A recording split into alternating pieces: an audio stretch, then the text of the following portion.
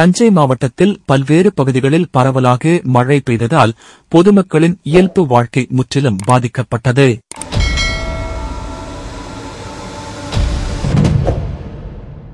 அதேநேரம் தீபாவளிக்காக தரை கடை போட்டிருக்கும் சாலையோர வியாபாரிகள் அவதிக்குள்ளாகினர்.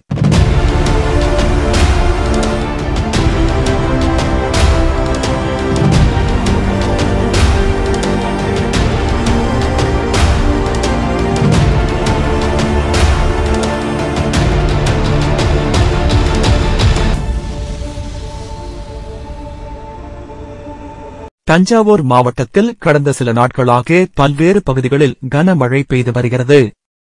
இந்நிலையில் இன்று காலை மழை இல்லாமல் வெயில் அடித்த காரணத்தினால் பொதுமக்கள் தீபாவளி பொருட்கள் வாங்குவதற்காக அதிகளவில் பொதுமக்கள் திரண்டனர்.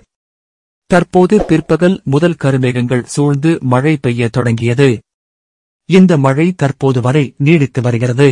மேலும் தீபாவளி பண்டிகையை முன்னிட்டு தரை கடை போட்டவர்களின் நிலை தற்போது பரிதாப நிலையில் உள்ளது. துணிக்கடை, வீட்டு பொருள்கள் உள்ளிட்ட பல்வேறு கடைகள் பொதுமக்களை நம்பி போட்டிருக்கிறோம், ஆனால் தற்போது மழை பெய்து வருகிறது என சாலையோர வியாபாரிகள் வேதனை தெரிவித்தனர்.